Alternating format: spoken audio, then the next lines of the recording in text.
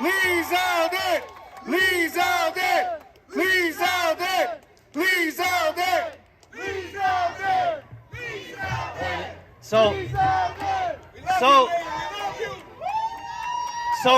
Lee Zeldin heard about this rally, and he came out knowing who was coming out here. It was you guys, the Bravest for Choice, the Teachers for Choice. It was you guys, the teachers who lost their jobs, medical workers, essential workers. And what I want to say while you're up here is, you know, I've walked around with a lot of these people, and I've heard the thing, you know, like there's just corruption on both sides. Everybody's wondering, they don't even want to vote anymore. And for me, it's like not voting is actually voting. And so this guy's a great guy. You know, he's been out with us. He's been, you know, he came to this rally knowing what we're all about. And I just want you to address everybody's concerns. We have real people here. We have a real crowd, and we've been walking with them religiously for the past 2 years, going through all these losses of jobs and going through all of these mandates. And we want to hear what you can do for us and how you can help us out in this situation. Thank you, brother, for coming so much. Y'all ready to save our state?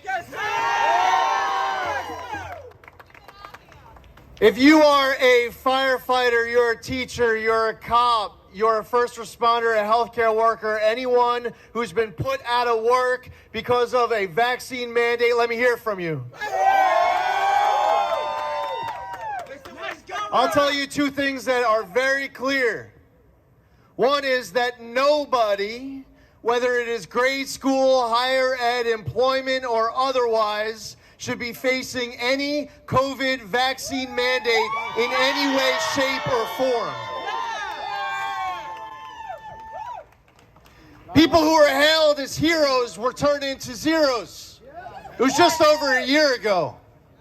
At the end of September, a new mandate came down from the governor where she was telling her healthcare workers that they had to get a COVID vaccine or they're out of a job. Fast forward to very recently, they had a press conference to try to talk about what they can do to fill the thousands of vacancies in the healthcare field. Well, I have a pretty good idea. How about you go back to the tens of thousands of people who were put out of work because of your mandate and offer them jobs back with back pay?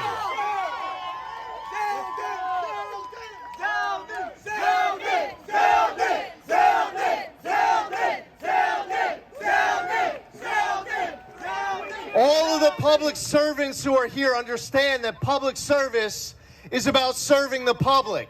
It's not about being served by the public. And I look out at a group of New Yorkers and your residents and your voters and your constituents. I would never look at a crowd like all of you and look at you as and call you as my apostles. I mean, what kind of a person would look at the people that they are elected to serve as people who are there to serve them? It's the other way around. You want to be back in control of your government again. You don't want to be ruled by an emperor governor in this state.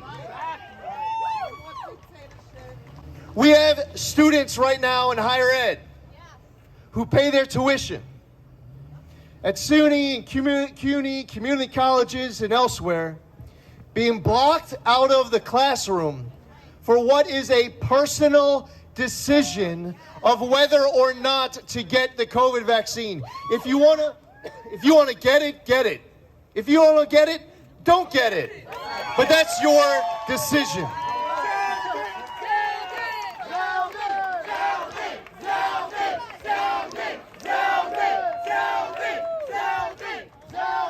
Every single COVID mandate that a governor has the authority to get rid of on January 1st, 2023 will be gone.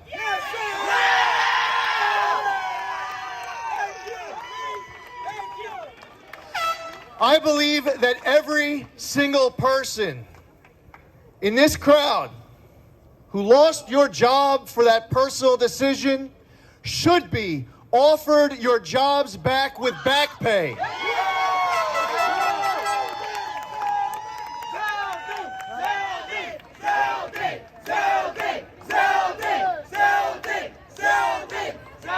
And somehow these geniuses who are in office managed to turn our youngest generation into the generation that was most adversely impacted by COVID. They should be the ones that were least impacted.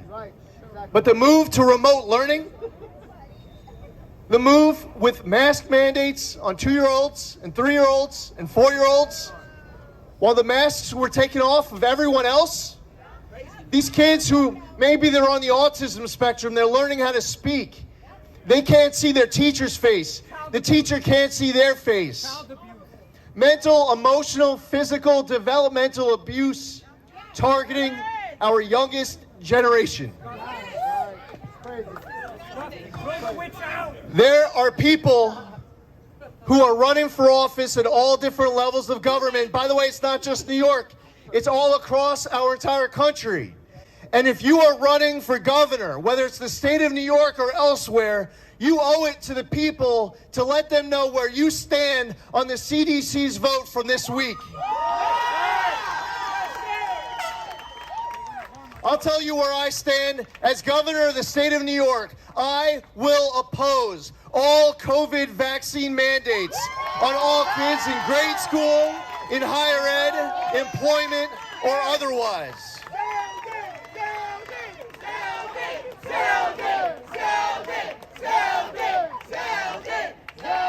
They lecture us about following the science, the research, the data.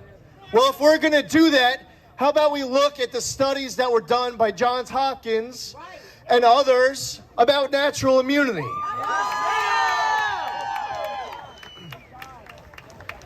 There were people who exposed themselves to COVID. They weren't given the PPE. They had to take it back home and maybe expose other people in their houses, other family members. They were rightfully hailed as heroes. But then they get turned into zeros by people who are in government who feel like they know best. If you're a healthcare worker and you were COVID positive, Johns Hopkins says that you actually have more protection with COVID than if you didn't have COVID and you get the COVID vaccine.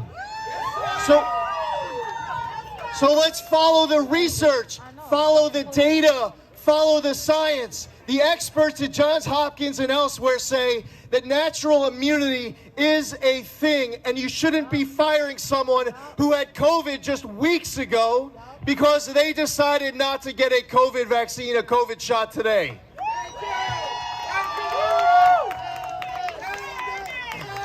I'm calling on Kathy Hochul. Kathy Hochul was not elected governor of the state of New York. She was elected lieutenant governor, and then she became governor to fill the remainder of someone else's term. There is an election that is coming up in 17 days. Kathy Hochul should be standing right here on this stage today, telling you exactly what I am telling you all right now. And if she disagrees, she owes it to all of you to tell you where she stands. You all deserve to have a voice and representation in government too. You all deserve to have your seats in government as well. You right now are being taken for granted. You are being ignored. You're being targeted. You're being lectured to. You're being talked down upon.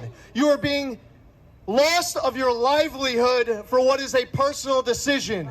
On January 1st, 2023, everywhere in the state of New York, that changes. And let me say one other thing. There should be no celebrity exemptions to the vaccine mandate.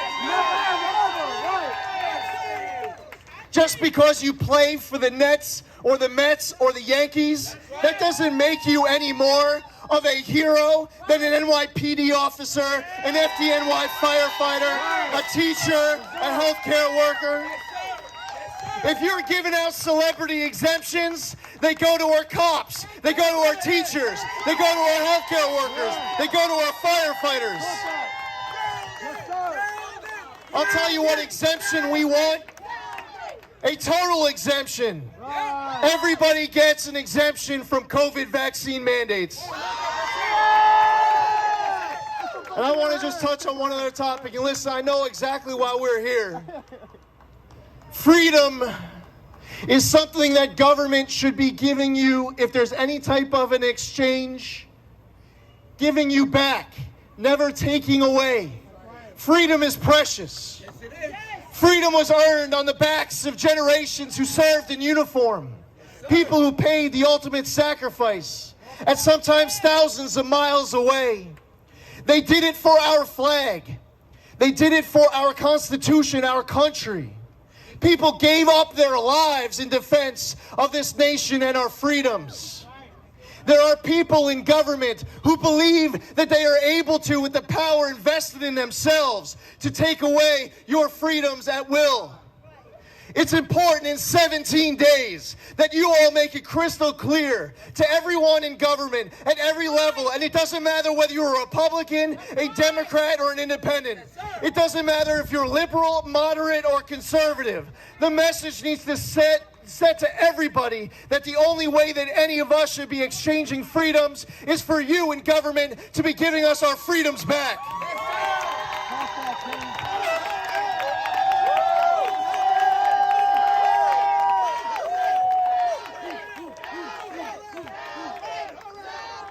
We used to get to live in the greatest state, in the greatest country, in the history of the world.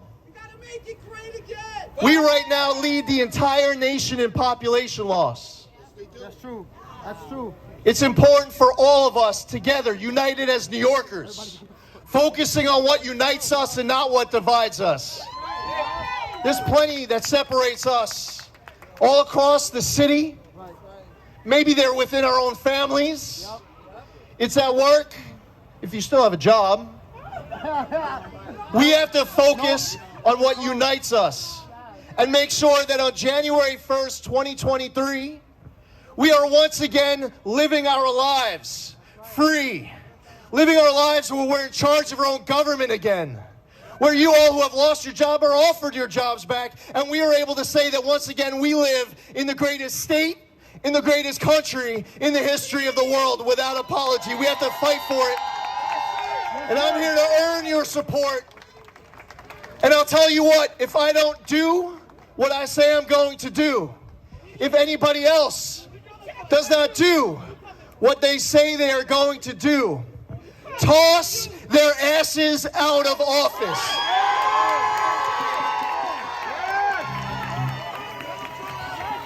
Zeldin! Zeldin! Zeldin! Zeldin!